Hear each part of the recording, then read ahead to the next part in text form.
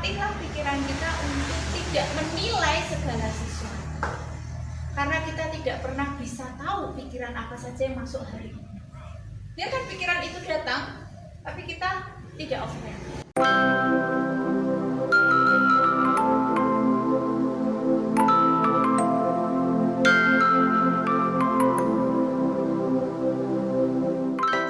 Acara kita pada sore hari ini didukung dan disponsori oleh Greenleaf Dekorasi dan Catering. Jadi bagi teman-teman yang punya acara hajatan, mau bikin nasi kotak, nasi pop, mau nikah butuh dekorasi, mau bikin event dan lain-lain, bisa langsung saja datang ke acara tempatnya Greenleaf. Bisa kalau ada tawaran nikah itu emas. Seperti ditarik kan. Langsung tarik kamera terus rono shoot nih. Ini orang sak paket ngono ya. Sak paket. Oke. Tadi sudah dikatakan oleh Bang Yusuf, kecemasan itu tidak bisa dihilangkan, tetapi kita benar-benar harus bisa mengelola kecemasan itu. Untuk selanjutnya kita akan menghadirkan pemantik opini kita yang kedua, Ibu Shirley. Beliau adalah seorang psikolog klinis dan co-founder dari Rumah Pemulihan Evanta, gitu ya. Jadi sekarang kita panggilkan, beri tepuk tangan untuk Bu Shirley.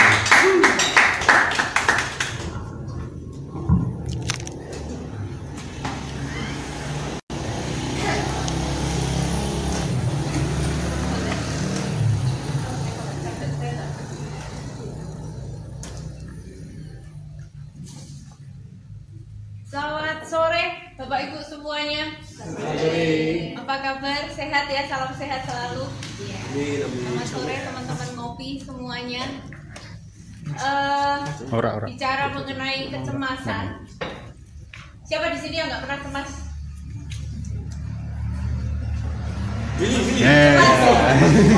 Kalau tadi cemasnya Mas Luki beda ya? Cemas yang ada singkatannya itu ya Mas? Iya betul. Oke,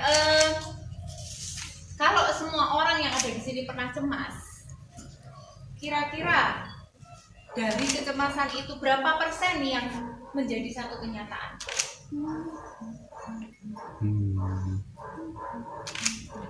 Cemas nanti nggak dapet pacar misalnya, cemas nanti misalnya kerja nggak ada pembeli, atau cemas apapun itu, atau sekarang yang paling sering dicemaskan, cemas nanti kalau ketularan COVID misalnya seperti itu. Berapa persen dari semua hal yang kita cemaskan itu jadi satu kenyataan? Berapa persen? Ada yang bisa jawab? 90%? Enggak sampai. 80%? Enggak juga. 50%? Tidak. Padahal ketika kita cemas, itu sebenarnya kita juga menghabiskan energi juga. Ya. Cemas memang ada masanya cemas itu bermanfaat, ada kalanya cemas itu tidak bermanfaat. Kalau kita nggak cemas, kita nggak akan pakai masker, ya kan? Kita nggak akan bawa-bawa hand sanitizer kemana-mana. Ada cemas yang memang membuat kita menjadi lebih produktif, betul. Kalau kita nggak cemas, ada ujian sekolah, ya nggak belajar sama sekali gitu ya, santainya luar biasa gitu. Itu juga memang seperti yang kita sampaikan Ko Yusuf tadi, kita bisa jadi lebih produktif, kita jadi lebih niat misalnya seperti itu. Tapi ada satu kecemasan yang memang membuat kita justru sangat tidak produktif. Orang sekarang bahasanya apa? Cemas berlebihan, apa orang biasa? Overthinking. Overthinking. Ketika orang overthinking inilah, maka kecemasan ini menjadi sangat tidak bermanfaat. Ada kan yang memang kita cemas COVID, iya, tapi ketika kita cemas COVID, ada orang yang tetap bisa produktif. beberapa pasien yang juga datang kepada kami atau klien yang datang itu juga menyampaikan bahwa akhirnya nggak bisa kerja, saking takutnya keluar, gitu ya. Saking nggak bisa konsentrasi, saking cemasnya berangkat ke tempat kerja itu nggak tahu, pokoknya asal jalan aja. Naik sepeda ya dia mengayu, tahu-tahu sudah sampai tempatnya karena nggak konsentrasi. Kerja juga nggak konsentrasi. Akibatnya apa? Hasilnya tentu tidak maksimal. Kalau ada satu skala Hawkins begitu ya, itu dia menyebutkan bahwa setiap perasaan kita itu ada energi yang dikeluarkan. Ketika perasaan itu adalah enlightenment, pencerahan, ketika perasaan itu adalah kebahagiaan, maka itu memberikan energi yang luar biasa. Dikatakan 10 pangkat 700, 10 pangkat 600 gitu ya, kalau itu kebahagiaan. Ketenangan 10 pangkat 500, dan itu nular.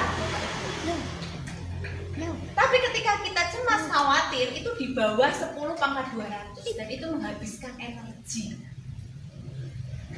Saya mau kasih contoh nih, Mas Wahyu ya, boleh ke depan.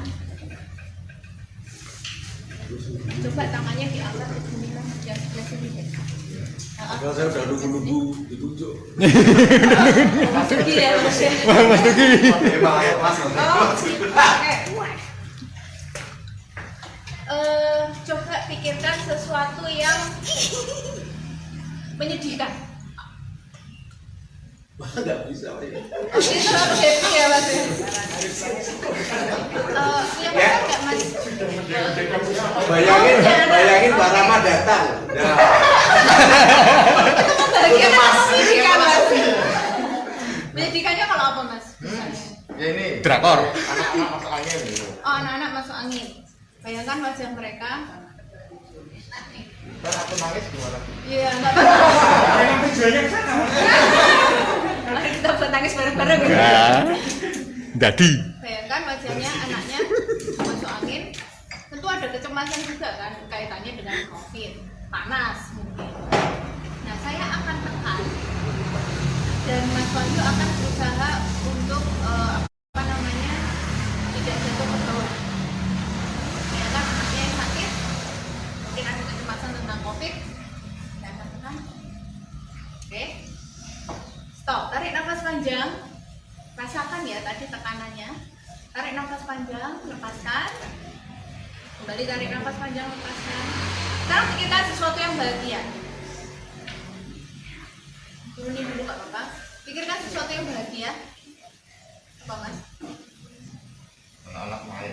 Anak-anak main. Mereka sehat, happy gitu ya. Bisa main ke sana ke sini, ketawa-ketawa gitu ya. Kayaknya anak-anak ini sepertinya satu pusat kehidupan yang sangat penting buat Mas Wahyu.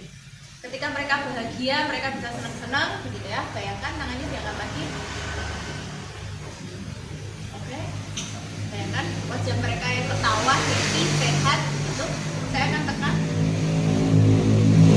Nah, sekarang saya mau tanya, tekanannya itu terasa berat yang mana? Yang pertama Yang pertama. Energi yang dikeluarkan banyak yang pertama. banyak yang pertama.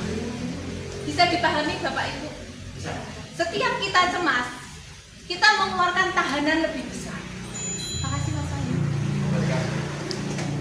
Kita mengeluarkan tahanan yang lebih besar. Artinya kita mengeluarkan energi yang lebih besar ketika kita cemas.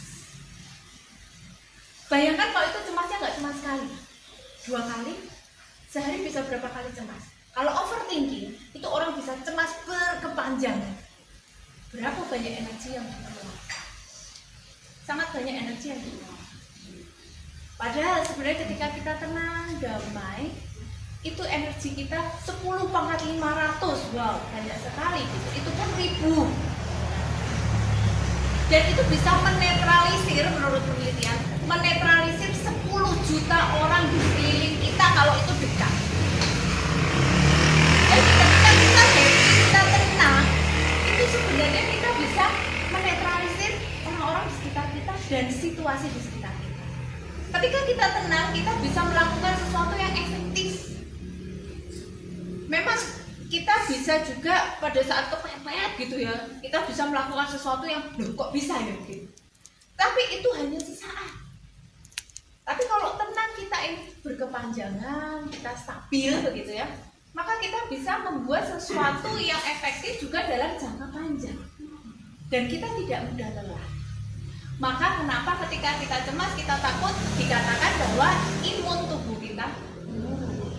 Karena energi kita habis hanya untuk cemas saja.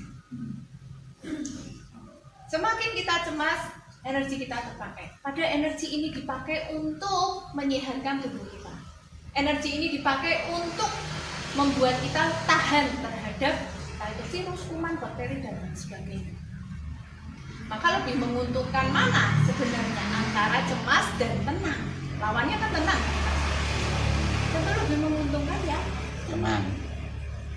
Tapi ketika orang cemas, mudah nggak untuk kita tenang? Mudah nggak? Kok cemas kenapa sih gitu? Nggak bisa. Ketika kadang aja kalau kita lagi sedang dalam keadaan sedih, jengkel, cemas, suruh sabar, namanya mau apa? Mau emosi ya kan? Karena kecemasan itu pada setiap orang berbeda-beda. Tapi cemas itu sebenarnya karena apa sih? Situasi, keadaan. Kalau duitnya banyak awal bulan ya tenang. Slow. Ini tanggal berapa gitu kan? Ini tanggal 30 masa cemas-cemasnya nih gitu kan? Sudah limit sekali gitu. Besok aku makan apa, anakku makan apa gitu ya. Apakah karena keadaan? Bisa nggak orang yang kondisinya dia banyak duit, apakah mereka tidak cemas sama sekali? Berapa banyak kasus orang kaya yang kemudian bunuh diri